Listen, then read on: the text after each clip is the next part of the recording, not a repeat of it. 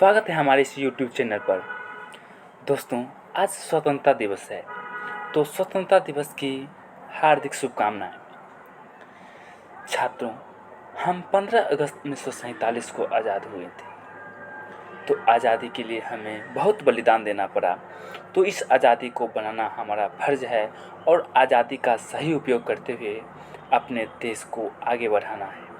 तो क्लास को चालू करने से पहले हम लोग एक बार भारत माता की जय बोलते हैं। भारत माता की जय। तो चलिए, अब हम लोग पिछले वीडियो में हम लोग 5वां अध्याय के वस्तुनिष्ठ प्रश्नों को हल किया था। आज हम लोग 6ठा अध्याय का वस्तुनिष्ठ प्रश्न को हल करेंगे। तो चलिए चलते हैं अपने प्रश्न की ओर। तो यहाँ 6ठा पाठ है द्वितीयक क्रियाएं, यानी 5वां अध्याय था प्राथमिक क्रियाएं, जिसके बारे में हम पिछले वीडियो में पढ़ चुके हैं। तो यहाँ 6ठा अध्याय है द्वितीयक क्रिया। तो द्वितीयक क्रिया चलिए अब शुरू करते हैं। इसमें पहला प्रश्न है, बर्मिंघम कहाँ है? बर्मिंघम एक शहर है जो ग्रेट ब्रिटेन में है। तो बर्मिंघम कहाँ है? बर्मिंघम ग्रेट ब्रिटेन में है। बर्मिंघम कहाँ है? ग्रेट ब्रिटेन में। दूसरा, आबादान उदाहरण है। आबादान एक जगह है जो उदाहरण है किसका? तेल पतन का। तेल पतन का उदाहरण है। तेल पतन का उदाहरण। आबादान किसका उदाहरण है? तेल पतन का।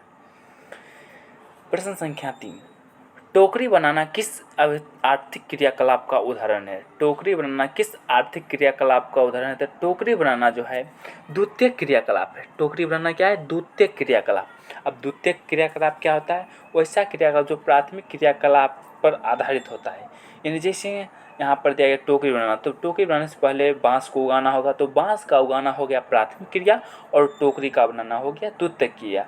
तो यहाँ पर जो है टोकरी बनाना किस प्रकार की आर्थिक क्रिया है? द्वितीयक। वही टोकरी को बाजार में विभिन्न उद्देश्यों के लिए अगर बेचते हैं तो फिर वो वाणिज्य व्यापार में आ जाएगा, वह तृतीयक क्रिया हो जाएगा। तो यहाँ टोकरी बनाना किस प्रकार की क्रिया है? टोकरी बनाना द्वितीयक क्रिया है। प्रश्न संख्या 4, निम्नलिखित में से कौन सा उद्योग के लिए कच्चा माल तैयार करता है? यानी कोई भी उद्योग के लिए कुछ मूलभूत सामग्री चाहिए, उसे बोलते हैं कच्चा माल।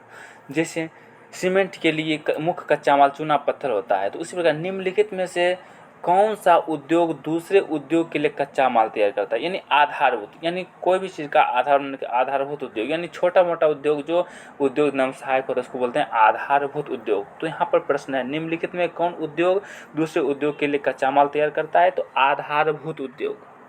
आधारभूत उद्योग के लिए कच्चा माल तैयार करता है। प्रश्न संख्या 5, विनिर्माण शब्द निम्नलिखित में से किस प्रकार की क्रियाकलाप से संबंधित है? तो जैसा कि हम लोग पढ़ चुके हैं, प्राथमिक क्षेत्र कृषि से संबंधित है, द्वितीयक क्षेत्र विनिर्माण से, तृतीयक क्षेत्र सेवा से, चतुर्थ विभिन्न प्रकार के सूचना प्रौद्योगिकी से। तो यहाँ जो है विनिर्माण शब्द किस प्रकार की क्रियाकलाप से है? द्वितीयक क्रियाकलाप। द्वितीयक क्रियाकलाप से संबंधित है विनिर्माण। प्रश्न संख्या 6, मैनचेस्टर कहाँ है? मैनचेस्टर कहाँ है? तो मैनचेस्टर जो है एक प्रसिद्ध शहर है जो इंग्लैंड में है, जो सूती वस्त्र के लिए प्रसिद्ध है। तो मैनचेस्टर कहाँ है? मैनचेस्टर जो है सूती वस्त्र उद्योग के लिए प्रसिद्ध है, इंग्लैंड में है और सूती वस्त्र उद्योग के लिए प्रसिद्ध है। भारत का मैनचेस्टर अहमदाबाद को कहा जाता है। भारत का मैनचेस्टर किसे बोला जाता है? अहमदाबाद, क्योंकि अहमदाबाद सूती वस्त्र के लिए प्रसिद्ध है।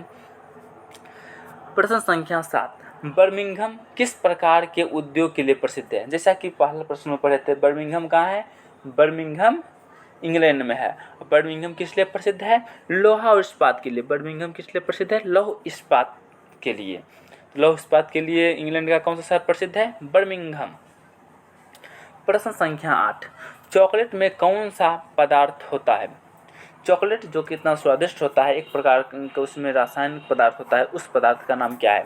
तो चॉकलेट में जो पदार्थ पाया जाता है उसका नाम होता है कोको। क्या होता है? कोको। जैसा कि ऑप्शन से हम पता लगा सकते हैं, कहवा, गन्ना, चुकंदर। यहाँ कोको कहाँ पाया जाता है? चॉकलेट में।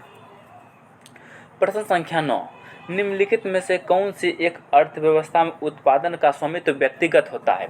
तो कौन सी अर्थव्यवस्था में उत्पादन का स्वामित्व व्यक्ति के पास होता है। यानी कुछ अर्थव्यवस्था इसमें सारा स्वामित्व सरकार के पास होता है, कुछ अर्थव्यवस्था में स्वामित्व व्यक्ति के पास होता है, कुछ अर्थव्यवस्था में दोनों का मिला जुला होता है। तो जिस अर्थव्यवस्था में उत्पादन का स्वामित्व व्यक्ति के पास, किसी खास व्यक्ति के पास होता है, उसको बोलेंगे पूंजीवादी। जिसमें सरकार के पास स्वामित्व होता है उसको बोलेंगे समाजवादी। जिसमें दोनों का मिला जुला प्रभाव होता है उसको बोलते हैं मिश्रित। तो यहाँ पूछा गया है स्वामित्व व्यक्तिगत हो, स्वामित्व व्यक्तिगत हो, तो व्यक्तिगत किस अर्थव्यवस्था में होगा? पूंजीवादी अर्थव्यवस्था में। इसलिए इसका सही आंसर हो जाएगा ऑप्शन ए। प्रश्न संख्या 10, विनिर्माण उद्योग के पुनरुद्योगीकरण ह्रास को कहते हैं। विनिर्माण उद्योग के पुनरुद्योगीकरण के ह्रास को कहते हैं। यानी कोई विनिर्माण उद्योग क्षेत्र है वहाँ पर उसका पुनरुद्योग का ह्रास हो रहा है, यानी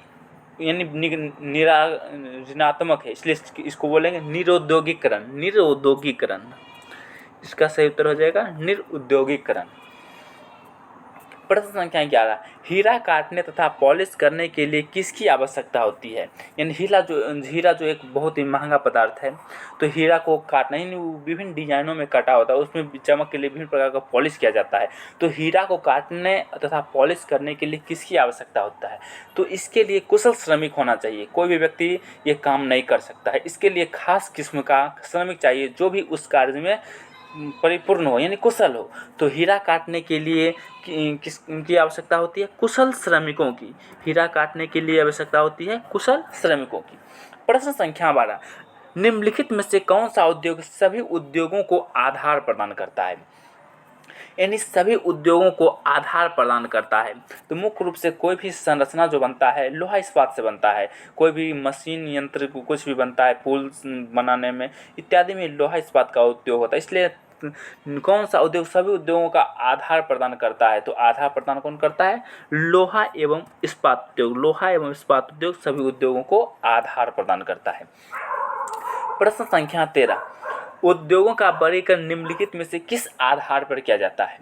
तो उद्योगों का वर्गीकरण, कुछ उद्योग बड़े स्तर का होता है, कुछ छोटे स्तर का होता है, कुछ उद्योगों में उच्च किस्म का उत्पाद बनता है, किसी में निम्न किस्म का उत्पाद बनता है। तो इस प्रकार जो है उद्योगों का वर्गीकरण आकार के आधार पर हो सकता है, उत्पाद के आधार पर हो सकता है, कच्चा माल की प्रकृति के आधार पर हो सकता है। तो इस प्रकार इसका आंसर डी होगा। इनमें सभी उद्योगों का वर्गीकरण निम्नलिखित में से किस आधार पर किया जाता है? आकार, उत्पाद एवं कच्चे माल की प्रकृति का आधार। इसलिए इसका ऑप्शन डी सही भी होगा। प्रश्न संख्या 14, भारत तथा चीन में कपड़े, खिलौने, फर्नीचर, खनिज तेल तथा चमड़े का उत्पादन होता है। यानी भारत और चीन में कपड़ा, खिलौना, फर्नीचर, खाद्य तेल और चमड़ा का उत्पादन होता है। यानी छोटा पैमाना पर होता है कि बड़ा पैमाना पर, यानी एक प्रकार के उद्योग, यानी बड़ा उद्योग के माध्यम से होता है, यानी छोटा छोटा यानी कुटीर उद्योग के माध्यम से। तो इस प्रकार यहाँ बोला गया है कि भारत में, चीन में कपड़ा, खिलौना कैसे बनता है? बड़े पैमाने के उद्योग में, छोटे पैमाने के उद्योग में? तो छोटे पैमाने के उद्योग में, क्योंकि एक छोटा छोटा विभिन्न प्रकार का कुटीर उद्योग के माध्यम से खिलौना बनाने का काम किया जाता है। प्रश्न संख्या 15, स्वच्छंद उद्योगों की एक प्रमुख विशेषता क्या है? स्वच्छंद शब्द से ही तात्पर्य होता है, यानी स्वच्छ, आज़ादी पूर्वक, स्वच्छंद यानी कहीं भी उसको लगाया जा सकता है। तो स्वच्छंद उद्योगों की एक प्रमुख विशेषता क्या है? ये इसको कहीं भी लगाया जा सकता है, यानी इस उद्योग को की स्थापना कहीं भी किया जा सकता है। तो इस प्रकार हमने आज अध्याय 6 के वस्तुनिष्ठ प्रश्नों को हल किया है। उम्मीद है कि आपको ये सभी प्रश्न याद हो गए होंगे। अगर याद नहीं तो एक बार और वीडियो को देख लें। अगर वीडियो पसंद आए तो वीडियो को कर दीजिए लाइक और चैनल को कर दीजिए सब्सक्राइब। धन्यवाद।